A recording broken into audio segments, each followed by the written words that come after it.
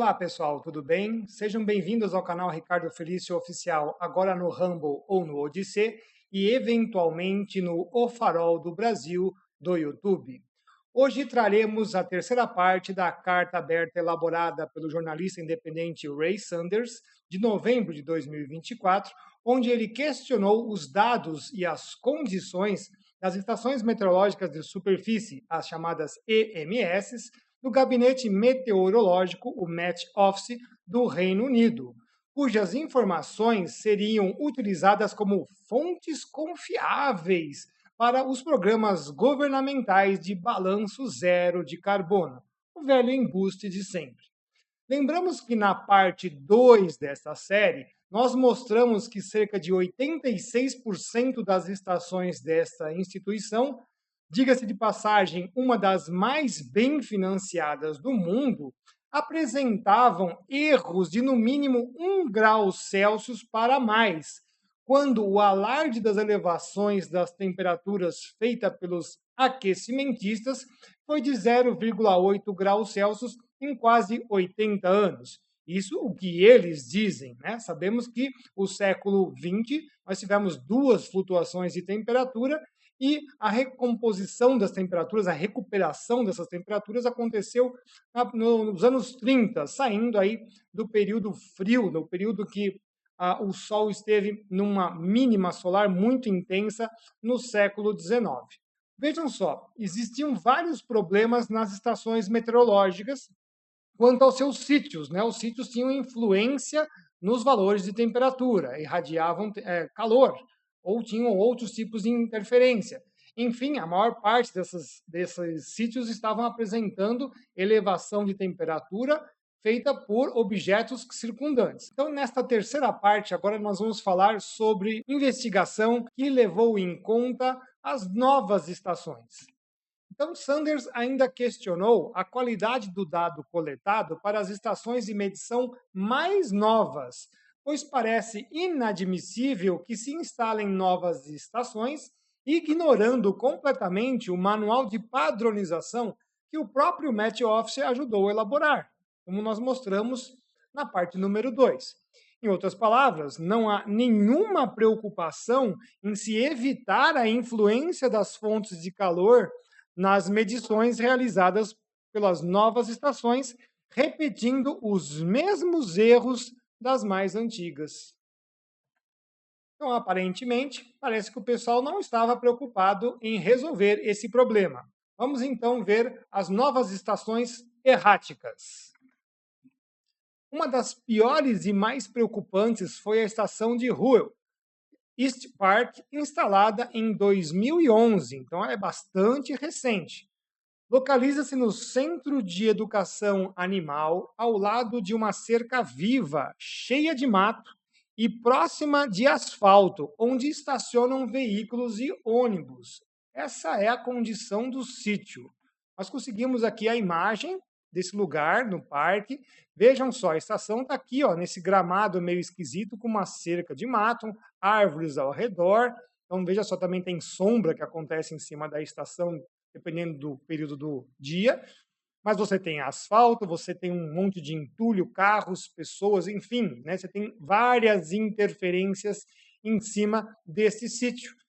E eles não estão nem aí. Agora, só uma coisa a se comentar sobre essa estação. Olha só que interessante. Essa situação, então, ocasiona uma ventilação totalmente inadequada para os instrumentos, ou seja, eles não estão ventilando conforme a circulação atmosférica local, e tem fontes fixas e móveis de calor irradiado de onda longa, ou seja, aquilo que já foi absorvido de radiação solar e está sendo emitida pelos objetos, ônibus, caminhões, lixo que está ali do lado, e a reflexão das ondas curtas das superfícies, porque também, o mato também reflete, tem albedo também significativo. Então, mato, asfalto, veículos, todos eles estão contribuindo tanto como onda longa, como também reflexão de onda curta, o que é um grande absurdo.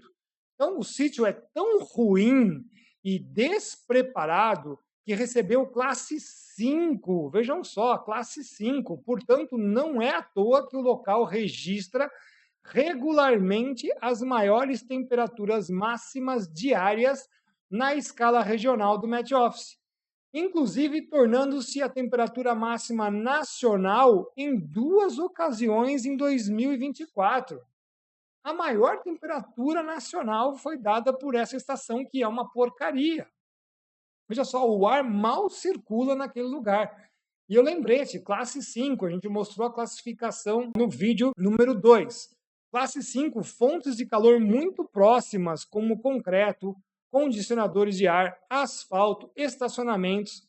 Variação de temperatura, a gente sempre aqui é bastante honesto, pode ser para -5, mas nesses eventos com certeza são para +5. Até +5 graus Celsius podem estar interferindo. E aí vem lá falar que o ano de 2024 é o ano mais quente da história, né? As grandes falácias aí das conversas. Não, foi o ano mais quente segundo os satélites, da era dos satélites. E nós também vamos comentar muito em breve aqui em vídeos, tá bom?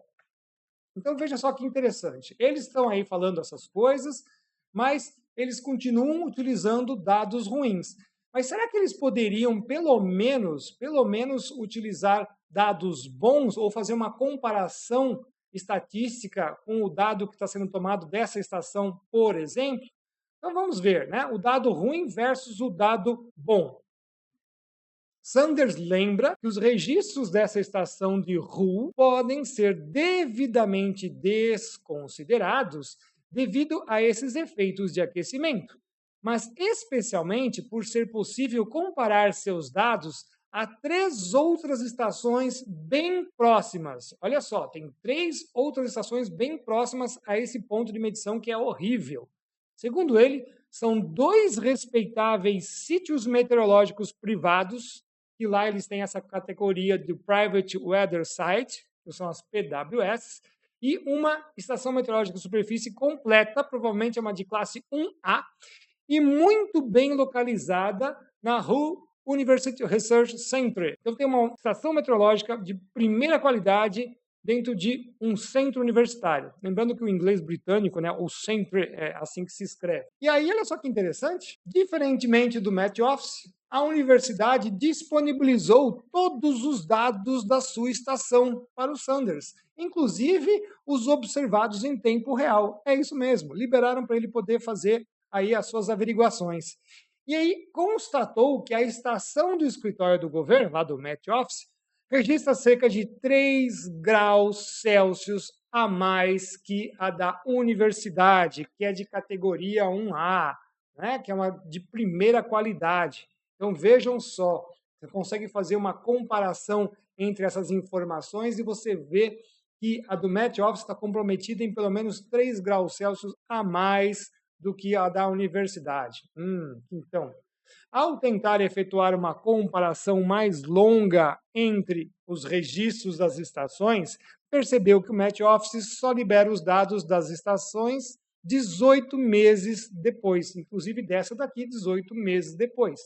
Então, ele não conseguia pegar a lista de dados, né, diários ou horários do Met Office desta estação de Hu e para poder comparar, né, ponto a ponto, horário a horário, dia a dia, com todas as estatísticas com a estação da universidade. Tem que esperar 18 meses para liberar essas informações. Aquela coisa, sistema burocrático maravilhoso. Mas lembrando que essa estação que está medindo 3 graus Celsius a mais foi por 2 vezes a maior temperatura nacional do Reino Unido. E ela é completamente equivocada. Mas ninguém está nem aí, né? O problema é isso, que ninguém está nem aí. Todas estas questões realizadas por Sanders tiveram o silêncio como resposta. O pessoal é bem simpático lá no Met Office também. Mas tem mais uma coisa que o Sanders abordou na sua carta. Ele falou sobre as estações rurais. Então vamos agora observar este outro problema. As estações rurais. Um segundo ponto levantado por Sanders e também comentado pelo Dr. Sun, além de muitos outros cientistas, nós inclusive estamos nesta lista também, é o fechamento e encerramento das estações meteorológicas ou de medição de temperatura rurais. Conforme sua instalação e operação, são facilmente classificadas como categoria classe 1 ou 2. Então, classe 1 dentro dos padrões e classe 2 com fontes de calor além de 30 metros, portanto, a interferência é muito menor que 1 grau Celsius, tanto para mais quanto para menos. Lembrando que esses detalhes que o Dr. Sun fez, você pode ver na nossa entrevista traduzida, a entrevista que ele concedeu ao repórter Tucker Carlson. Nós traduzimos e está lá no Rumble e no Odissê. Então veja só, a evolução histórica das estações meteorológicas do Met Office do condado de Kent, o condado no qual é o condado natal do Sanders, então ele conhece muito bem aquela área. No lado nós temos aqui as estações meteorológicas instaladas por unidades e aqui o tempo, os anos. Então, em 1874, haviam 12 estações meteorológicas instaladas no condado de Kent, ou seja, há 150 anos atrás. Em 1924, subiu para 18. Então, nós estamos falando aí de 100 anos atrás. Em 1974, foi para 32. Opa, que beleza! Mas isso aí é por causa de uma necessidade operacional. Você tem lá a Guerra Fria atuando desde aí dos anos 50, e a informação meteorológica é uma informação importantíssima para a guerra, para operações do teatro de combate. Então, você tinha que ter muita estação meteorológica. Nós temos vídeos que mostram o acompanhamento do crescimento de estações pelo mundo inteiro, principalmente ali no corredor onde fazia fronte a OTAN e o Pacto de Varsóvia, né, até o Oriente Médio. E aí, imaginem só em 2024, portanto, fechando aí no ano passado, quantas estações vocês vão imaginar que nós vamos ter na área rural, no condado de Kent? 7. Apenas 7 estações. Então, é uma redução drástica do número de estações rurais. E será que isso causa algum tipo de problema? Então, veja só, não se trata de uma invasão citadina em sentido ao rural, ou seja, cidades se expandindo para o meio rural, que está aí ocasionando uma elevação das temperaturas médias do ar, pelo chamado efeito urbano. Mas, na verdade, é a exclusão das estações meteorológicas do meio rural, cujos dados diluiriam esse efeito urbano nas séries gerais de temperatura do ar. Então, tenho lá os dados das cidades, tenho os dados rurais. Não é isso aqui que está invadindo para cá, a cidade invadindo e esses sítios estão se tornando mais urbanos, não é isso. As cidades cresceram, mas as estações ali já estão sob essa influência. Agora eu tiro isso aqui das séries e é claro que você vai ter só o efeito urbano transformando-se em efeito global. A mesma palhaçada aconteceu nos anos de 1990 até o ano 2000, quando milhares de estações foram encerradas pelo planeta, principalmente no desmonte soviético. Eu sempre recordo dessa história. Muitas estações em lugares frios foram encerradas ou diminuíram. E aí você tem o quê? A série toda sobe de temperatura. Você tira as temperaturas baixas, sobe a temperatura. A mesma normal climatológica que é utilizada pelos satélites atualmente. Olha, subiu a temperatura 0,1, 0,2, mais ou menos isso que subiu a normal climatológica. Claro, você jogou 10 anos do período frio para o lixo, porque a normal muda a cada 10 anos, são 30 anos, descarta 10, entra 10. Agora você tem 2 super El Ninhos dentro da série, ela subiu. Isso é aquecimento global? Claro que não. Vamos lá. Desta forma, o efeito urbano irreparável das medições citadinas é acentuado, dando um falso aquecimento das séries durante o final do século XX e posteriormente. Teve gente que falou que dava para tirar essa informação. Não, eu consigo tirar esse efeito, esse ruído. Isso não existe, não é possível de ser realizado. Gostaria de fazer nossos agradecimentos aos nossos apoiadores. ao Rubem Garcia, que faz contribuição no PayPal, ao Sr. Celso, a Sra. Marina, Maria Tereza e Raquel Ribeiro, que fazem contribuições no Nossa Caixa, e aos nossos apoiadores, a Amanda, o Edmundo, a Elcia, a Eliane Santos, José Luiz, José Roberto, Lígia Souza, Lúcia, Marcelo, Michele, Nelson, Nilce, Roberta e o Ronald. Meu muito obrigado para todos vocês. E agradecimento especial ao Dr. Roberto Zabalos e aos nossos colaboradores que estão sempre mandando material para nós podermos estudar e fazer novos vídeos. E para os pais que querem iniciar os seus filhos no estudo da palavra, a Bíblia em quadrinhos. Vamos então à conclusão de hoje do nosso vídeo número 3. Sanders concluiu sua carta trazendo sólidas evidências de que o Met Office está constantemente fabricando dados, os quais, por não serem precisos e nem confiáveis, jamais poderiam entrar em relatórios climáticos.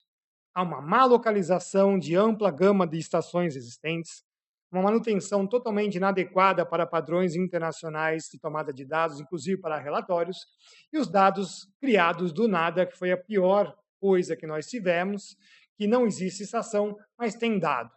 Ele ressaltou que essa atitude colaborou para a utilização de dados históricos inadequados em todas as esferas. A gente nem imagina quantos trabalhos utilizaram esses tipos de informação falaciosa. As conclusões ainda incluíram que a agência tem operado de forma secreta e dissimulada, seguindo seus padrões internos e sem uma supervisão independente, o que permite não atender os altos padrões que a ciência exige na aplicação correta do método científico. Sanders sugere que urge a necessidade de uma revisão independente contínua e íntegra para que se estabeleça quais são os sítios que podem fornecer séries de dados de alta qualidade, ou seja, aqueles que estão inclusos na classe 1 e 2, exclusivamente para relatórios climáticos de fato. Uma observação mais pessoal: de onde obtemos os dados de temperatura do ar? Modelos climáticos, satélites de órbita polar, estações meteorológicas. Veja só que interessante que modelos climáticos são programações de computadores tentando fazer cenários de computador e, portanto, os seus valores de temperatura não são nem um pouco confiáveis porque não fazem parte do escopo de serem temperaturas de fato. Então, isso aqui está fora. Agora, vejam só os satélites de órbita polar, quantos problemas que eles têm e, ao mesmo tempo, quem os controla. Então, será que realmente dá para confiar nos satélites de órbita polar? Quem os está controlando? Nós vamos falar bastante sobre isso oportunamente. E nos restava, então, as estações meteorológicas para nos dar alguma confiança, porque a informação entre o satélite e a estação meteorológica tem que, pelo menos, ter aí alguma equivalência. Eles não podem destoar demais. Mas, de repente, veja só, as estações meteorológicas começam a destoar demais dos satélites que são controlados, tudo ali passa por uma agência governamental, e nós sabemos muito bem o quão ávidos estão os governos em manipular as populações e, ao mesmo tempo, controlá-las, fazer mais impostos. Veja só, o governo brasileiro é só imposto um atrás do outro. Então, nada mais o que qualquer governo do mundo quer: criar mais impostos, criar mais controle. Então, uma hora as estações começam a destoar. Será que não caberia a nós agora refletirmos que eles também poderiam controlar essas informações das estações meteorológicas? Lembrando que toda a estação meteorológica passa depois por um crivo, onde os dados vão ser concentrados em um núcleo. E ali a gente não vai saber o que vai acontecer de fato. Então, cabe nós, sim, temos aqui agora uma nova questão, saber se isso aí realmente é verdadeiro. Será que as estações meteorológicas de fato estão respondendo, ou as estações meteorológicas estão sendo manipuladas para dar sustento às alterações feitas nas informações dos satélites de órbita polar? E aí nós perderíamos totalmente o controle dessas informações? Então fica aí o nosso questionamento no vídeo de hoje, na terceira parte desta série que abordou as estações meteorológicas do Reino Unido. Nós vamos continuar, sim, porque esse problema não é simplesmente do Reino Unido. Ele já foi verificado, inclusive, nas estações dos Estados Unidos, pelo meteorologista Anthony Watts. Nós vamos trazer essa informação. Então, já há pelo menos uns 12, 13 anos que os cientistas céticos, pelo menos o pessoal da parte operacional, da qual eu me incluo, tem questionado essa tomada de dados aí pelo mundo e a manipulação dos centros de controle de informação. As informações são sempre coletadas e mandadas para um único núcleo, ou alguns núcleos regionais. O que acontece ali, a gente não tem nenhuma maneira de auditar. Então, isso aqui acendeu um alerta muito grande. No próximo episódio, nós vamos falar sobre o trabalho do professor Anthony Watts, e vocês vão ficar pasmos com os sítios dos Estados Unidos, da denúncia que nós tivemos lá. E os números vão superar, já adianto agora, os números que o Sanders encontrou. Espero que vocês tenham gostado do vídeo de hoje. Essa série vai continuar e, oportunamente, nós falaremos de outros assuntos. Estou orando por todos vocês. Considere você também ser um apoiador do nosso trabalho. Um grande abraço para todos. Fiquem com Deus e até o nosso próximo vídeo, pessoal. Até lá!